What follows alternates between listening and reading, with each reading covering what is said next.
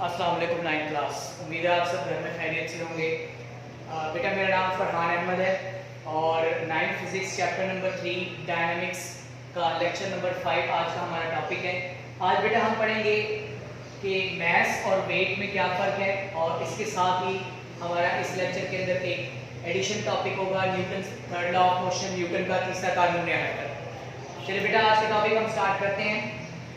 देखिए जी, ये आपने कभी अपनी लाइफ में ऑब्जर्व किया हो कि जब आप किसी से उसका वेट पूछते हैं, वजन पूछते हैं, आप पूछते हैं कि भाई आपका वजन कितना है, तो फर्ज करते हैं कि वो शख्स कहता है कि मेरा वजन 60 किलोग्राम है। आपने उससे उसका वजन पूछा, लेकिन उसने जो आपको रिजल्ट में जो मैग्नीट्यूड बताया है बेटा, वो वेट नहीं बताया, वो उसने अपना मास बताया है। तो नॉर्मल जिंदगी में हम तो ये वेट और मास को कोई खास इतना बॉदर नहीं करते, लेकिन बेटा फिजिक्स में ये दोनों डिफरेंट टर्मिनोलॉजीज हैं। ठीक है, आज हमें दोनों टर्म्स को क्लियर करना है। मास और वेट में फर्क क्या है, कमियत और वजन में क्या फर्क है। सबसे पहले तो आप देख लें, आपके सामने एक मुकामा मौजूद है। जब आप इसको अपने असाइनमेंट से कंप्लीट करेंगे तो एग्जैक्ट इसी प्रेजेंटेशन में ही आपने इसको बेटा लिखना है। ठीक है जी, सबसे पहले डेफिनेशन है the quantity of matter possessed by a body is its mass. उसका कमियत कहलाता है ये। ठीक है, इसका मतलब क्या हुआ, देखिए जी, जब किसी एक स्पेसिफिक पॉइंट पर मैटर की तादाद ज्यादा से ज्यादा होगी, हम कहते हैं कि इस स्पेसिफिक पॉइंट पर उस ऑब्जेक्ट का मास ज्यादा है। फॉर एग्जांपल, आपके पास एक बैग है, ठीक है, आपने उसके अंदर थोड़ी सी रेत भर देनी है। आपने 3 या 4 मग उसके अंदर रेत भर दिया, आपने सैंड उसके अंदर फिल कर दिया। तो जब आप उसको उठाएंगे तो आपको थोड़ा सा मुश्किल लगेगा, लेकिन अगर आप उसके अंदर मजीद रेत ऐड कर दें, मतलब पहले से रेत बढ़ चुकी है दूसरी सिचुएशन में, तो अब आप देखेंगे कि उस बैग में जो क्वांटिटी है मैटर की, मैटर ऑब्वियसली जो सैंड है, वो क्वांटिटी इंक्रीज कर गई है। तो अब आपके लिए उठाना पहले से ज्यादा मुश्किल हो जाएगा, ऑब्वियसली आपको ज्यादा फोर्स लगानी पड़ेगी। तो हम ये कहेंगे चूंकि मैटर बढ़ चुका है, चूंकि किसी स्पेसिफिक मटेरियल का, स्पेसिफिक ऑब्जेक्ट का मैटर इंक्रीज कर गया है, इस वजह से इसका मास इंक्रीज कर गया है। याद रहे बेटा, ये जो मास होता है ये किसी ऑब्जेक्ट के मैटर पोजेशन को रिप्रेजेंट करता है, उसे एक्सप्लेन करता है। पोजेशन का मतलब है कि उसकी कितनी मलकियत है। हर शख्स का मास डिफरेंट होता है। ठीक है, फॉर एग्जांपल मेरा मास, आप अगर मैं ओपनली आपसे बात करूं तो जी मेरा मास है जी 65 केजी। तो 65 केजी का मतलब ये है कि 65 केजी मैटर पोजेशन एक चीज है, मेरे मुकाबले में कोई और शख्स होगा, उसका हो सकता है कि 100 केजी हो, तो ऑब्वियसली अगर आप उस ऑब्जेक्ट को देखेंगे तो उसकी जो मैटर पोजेशन है वो मुझसे ज्यादा होगी। मैंने अपनी मिसाल दी आपको। चलिए, ये तो डेफिनेशन थी। अच्छा, दूसरा ये है कि ये क्वांटिटी स्केलर्स है बेटा, ये स्केलर क्वांटिटी है, याद रहे, बहुत इंपॉर्टेंट है। आपने चैप्टर नंबर 2 में वेक्टर्स और स्केलर्स क्लियर किया था, तो वही आपका टॉपिक मान जाता है एक्सप्रेशन। इसे जाहिर कैसे किया जाता है, इसे लिखा कैसे जाता है, यानी कि रिटन एक्सप्रेशन जो होगी, इसे आमतौर पर M, small M, normal way of writing में, चूंकि स्केलर है इस वजह से नॉर्मल वे ऑफ राइटिंग में हम इसको एम भी लिखेंगे। अच्छा, वेरिएशन विद हाइट। देखिए ये वेरिएशन विद हाइट का कॉन्सेप्ट क्या है, आमतौर पर वेट की वजह से ये टॉपिक आ जाता है कि जब किसी ऑब्जेक्ट को हम ऊपर की तरफ उठाते हैं, मिसाल तौर पर जमीन के सेंटर से उसको दूर लेके जाते हैं, हाइट पर लेके जाते हैं, तो ग्रेविटेशनल एक्सेलरेशन की वजह से, ग्रेविटेशनल एक्सेलरेशन, क्योंकि यहां आगे हम लोग ग्रेविटेशनल एक्सेलरेशन चेंज होने की वजह से, चैप्टर 5 का टॉपिक है, जैसे हम हाइट पे जाएंगे, जमीन के मरकज से, जमीन के सेंटर से दूर जाते जाएंगे, हमारे ऊपर ग्रेविटेशनल एक्सेलरेशन की वैल्यू रिड्यूस करती जाएगी, इस वजह से वेट चेंज होता जाएगा। ठीक है, आगे मैं डेरिवेशन भी इसकी मैं आपको बताऊंगा बिल्कुल एंड पे। लेकिन जो मास है बेटा, ये हमेशा कांस्टेंट रहता है। मेरा मास जमीन अर्थ प्लैनेट पर भी 65 केजी ही होगा, जबकि अगर मैं मून पर चला जाता हूं तब भी मेरा मास 65 केजी ही रहेगा। mass will always be constant, ठीक है, इसका हाइट के साथ कोई लेना देना नहीं होता।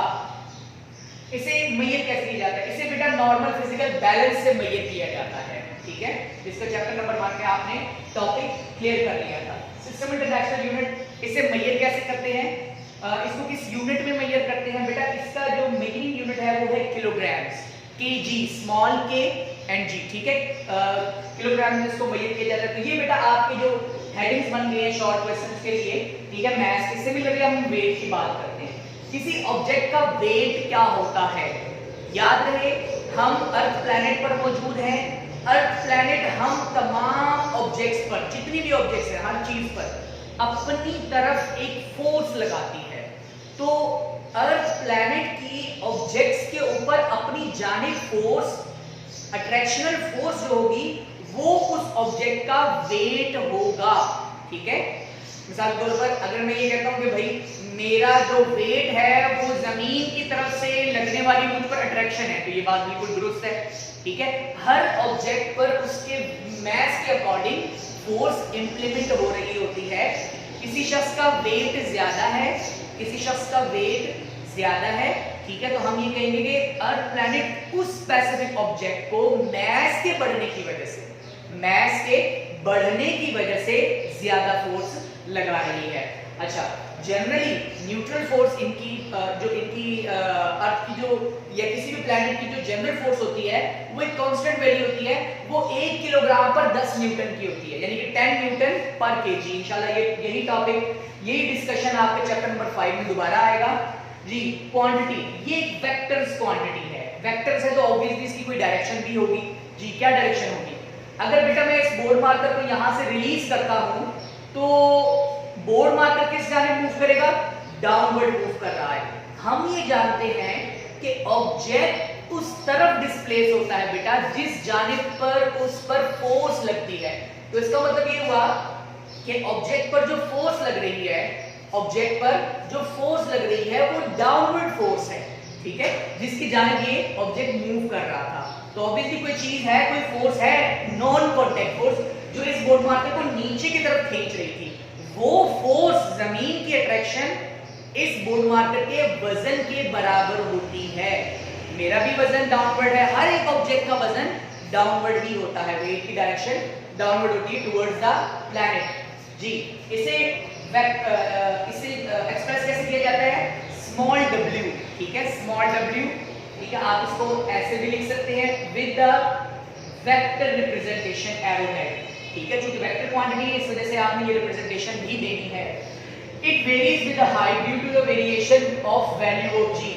क्योंकि जमीन से ऊपर जाते रहे आप, हाइट पे जाते रहे, तो ग्रेविटेशनल एक्सेलरेशन जो जमीन पर 10 है, जमीन पर ग्रेविटेशनल एक्सेलरेशन की वैल्यू 10 मीटर पर सेकंड स्क्वायर है। तो जैसे बेटा आप हाइट पे जाते रहें, ठीक है, ये वैल्यू रिड्यूस करती है, कम होती है, ठीक है। Variation of G with altitude का टॉपिक इंशाल्लाह हम क्लियर करेंगे आगे जी। मेजरिंग इंस्ट्रूमेंट कौन सा है? इसका मेजरिंग इंस्ट्रूमेंट है स्प्रिंग बैलेंस। तो स्प्रिंग सा होता है, ठीक है, हुक लगा होता है, आप एक जगह पे इसको लगा के किसी ऑब्जेक्ट को उसके ऊपर लटका देते हैं और उसके ऊपर रीडिंग्स आ जाती हैं, ठीक है। तो स्प्रिंग बैलेंस से आप इसको मेजर कर सकते हैं। इसका यूनिट क्या है? क्योंकि ये फोर्स है, क्योंकि ये एक फोर्स है, डायरेक्शन डाउनवर्ड, ठीक है, इस वजह से इसका यूनिट न्यूटन है। इसे भी न्यूटन में रिप्रेजेंट किया जाता है, मेजर किया जाता है, यानी किलोग्राम मीटर पर सेकंड स्क्वायर, जिसके बारे में मैंने आपको प्रीवियस लेक्चर में बता दिया था कि न्यूटन जो है वो किलोग्राम मीटर पर सेकंड स्क्वायर के बराबर होता है, ठीक है। ये बेटा आपका मास एंड वेट का टॉपिक बहुत important short question point of view से 4 नंबर का लॉन्ग क्वेश्चन भी बेटा ये पूछा जा सकता है, ठीक है। आप इस वीडियो को गौर से देखें और इन टॉपिक को, ये जो मैंने जिसका अभी आपको एक कंपैरिजन बताया, इसी प्रेजेंटेशन में आपने टेक्स्ट बुक में चैप्टर नंबर 3 में जो ये आपका टॉपिक है वहां पर आपने सेल्फ रीडिंग भी करनी है, ठीक है। पहले आपने क्या करना है? वीडियो गौर से देखनी है, ठीक है, 1 से 2 दफा, और उसके बाद फिर आपने क्या करना है बेटा कि आपने अपने टेक्स्ट बुक की रीडिंग करने के बाद फिर जरा वीडियो देखनी है, तो ज्यादा टाइम नहीं लगता, ठीक है। क्योंकि लेक्चर के 2 हिस्से बन रहे हैं, तो जितने हिस्से में मैंने ये क्लियर किया है, आप फौरन उस टॉपिक की रीडिंग भी स्टार्ट कर दें ताकि आपको क्लियर हो जाए और आप साथ साथ लाइंस को जो है ना प्रॉपर आप हाईलाइट भी करते हैं। जी नेक्स्ट टॉपिक आपका Newton third law of motion, Newton का तीसरा कानून है हरकत। ये बहुत इंटरेस्टिंग लॉ है बेटा, ठीक है जी। जो मैंने आपको शुरू में बताया था कि न्यूटन ने क्लासिकल फिजिक्स में, डायनामिक्स में अपने 3 लॉ पेश किए थे ऑब्जेक्ट्स के लिए, ठीक है। स्टेटमेंट क्या है? स्टेटमेंट है कि हर एक अमल का रद्द अमल होता है।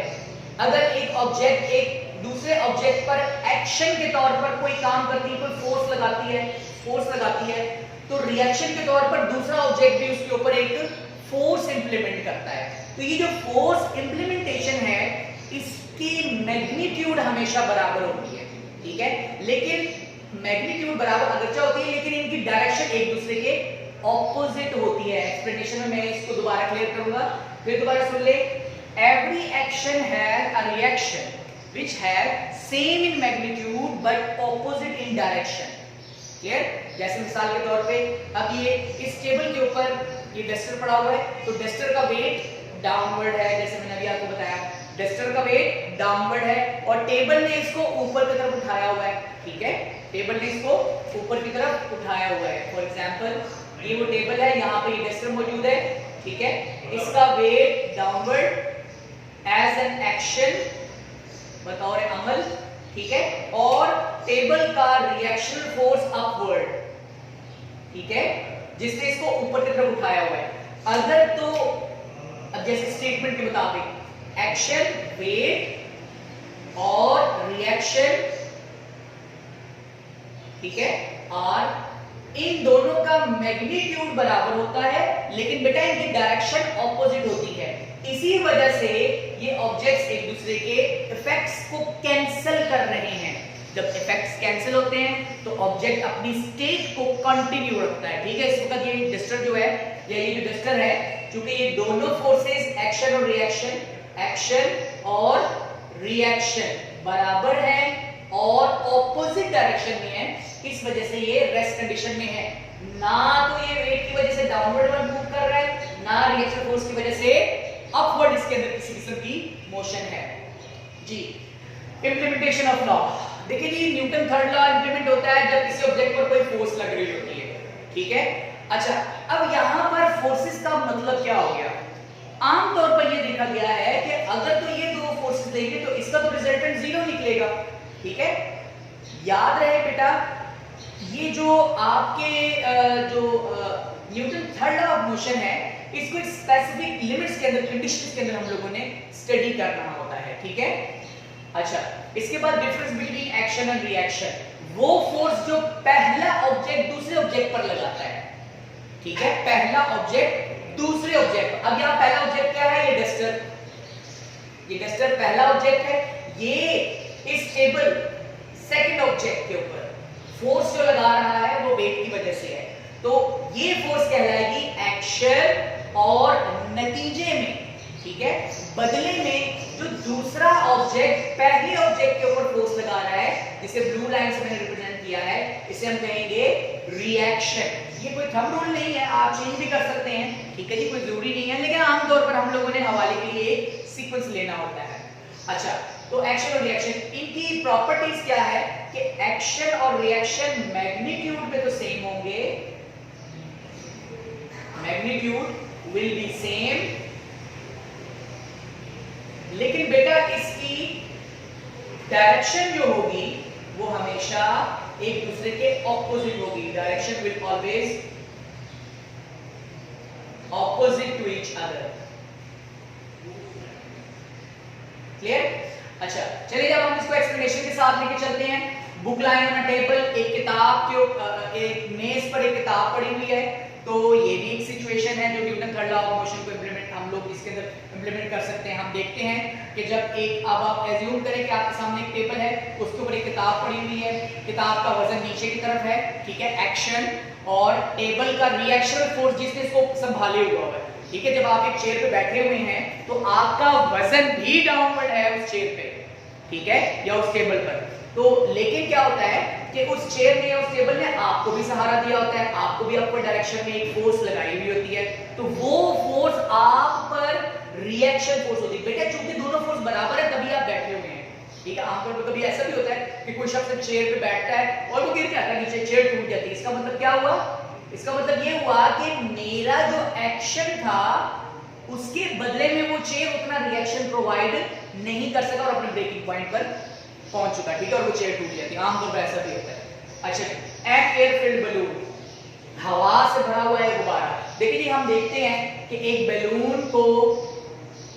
बैलून के एक पॉइंट को, ओपनिंग को, जब हम यहां से इसको ऑब्जर्व करते हैं बेटा, तो इस सूरत में होता ये है कि आपने इसको यहां से नॉट लगाई हुई है, जैसे आप इसको यहां से ओपन करते हैं, होता ये है कि इस पॉइंट से हवा तेजी से एक डायरेक्शन में मूव करती है। देखिए जो पहली एग्जांपल थी वो रेस्ट कंडीशन के लिए थी, ठीक है। रेस्ट कंडीशन के लिए बहुत सी मिसालें हो सकती हैं जो कि रेस्ट में हो सकती है। जैसे मिसाल के तौर पर मैं दोबारा थोड़ा सा पीछे से आता हूं, जैसे कि अगर आप इस फैन का वेट ले लें, इस फैन का वेट बेटा डाउनवर्ड है, ठीक है, और इस रूफ ने प्रॉपर हुकिंग जो की हुई है इसको वो अपवर्ड डायरेक्शन में खींचा हुआ है, इसको लिफ्ट करके रखा हुआ है। तो वेट डाउनवर्ड और लिफ्टिंग फोर्स जो अपवर्ड है वो रिएक्शन की सूरत में एक दूसरे को कैंसिल कर रही होती है। तो हम कहेंगे यहां पर भी Newton third law of motion भी इंप्लीमेंट हो रहा है। एनएफ की बात कर रहे थे, जब यहां से आप इस नॉट को ओपन करते हैं, होता यह है कि यहां से तेजी से हवा बाहर की तरफ रश करती है, बाहर की तरफ निकलती है, खारिज होती है। तो हवा का एक तरफ निकलना और बलून का उस एयर की डायरेक्शन और वेलोसिटी के ऑपोजिट मूव करना, ये भी बेटा एक्शन और रिएक्शन का ही नतीजा है। ये भी आपके टेक्स्ट बुक में है, आप गौर से पढ़ेंगे टेक्स्ट बुक। बेटा आपसे बार-बार रिक्वेस्ट कर रहा हूं कि प्लीज अपने इस सिलेबस को गौर से पढ़ें, ठीक है, कंप्लीट कंसंट्रेशन के साथ। वीडियोस आपके पास मौजूद है, बार-बार देखिए कि सर क्या कह रही है, ठीक है, और फिर उस लाइन को आप रीड आउट करें, आप उसको अंडरलाइन करें, उनकी पॉइंट्स, उनकी सेंटेंसेस को निकालें, ठीक है जी, कॉन्सेप्ट अपने क्लियर करें। मोशन ऑफ अ रॉकेट, इस तरीके का जब आप एक रॉकेट की हरकत को देखते हैं तो होता ये है कि रॉकेट के बेस पे बिल्कुल नीचे वाले हिस्से पर ईंधन भरा हुआ होता है, फ्यूल मौजूद होता है, वो फ्यूल तेजी से नीचे निकलता है, ठीक है। ये बिल्कुल एग्जांपल आपकी एयरफिल्ड बलून वाली है। तो रॉकेट के फ्यूल का तेजी से डाउनवर्ड निकलना, खारिज होना, बर्निंग होना, ठीक है, उसके लिए एक एक्शन फोर्स प्रोवाइड करता है। और रिएक्शन की सूरत में क्या होता है कि वो जो रॉकेट है वो रिएक्शन की सूरत में अपवर्ड डायरेक्शन में मूव करता है। तो ये भी बेटा एक्शन और रिएक्शन, यहाँ पे अगर आप गौर करें, एक्शन डाउनवर्ड है और रिएक्शन अपवर्ड है, जिसकी वजह से Newton third law of motion भी इंप्लीमेंट होता है। वॉकिंग ऑन द ग्राउंड, ये दो जो आपको एग्जांपल दी हैं, ये आपकी टेक्स्ट बुक में नहीं है, मैंने आपको इजाफी बता दी है, लिखना चाहें लिख लें, इट्स ओके, ठीक है जी, अपने सेंटेंस बना लें। वॉकिंग ऑन द ग्राउंड, जमीन पर चलना। देखिए जी, जब हम जमीन पर चल रहे होते हैं तब भी Newton third law of motion implement हो रहा होता है। हम जमीन पर फोर्स लगाते हैं, एक्शन, ठीक है, आगे चलने के लिए, और जमीन हम पर फोर्स लगाती है आगे धकेलने के लिए, ताकि हम आगे मूव कर सके। इसमें फ्रिक्शन, रगड़ जो है, जिसका टॉपिक आगे आएगा, वो हमारे लिए हेल्पफुल होती है। It is always opposite in direction and equal in magnitude.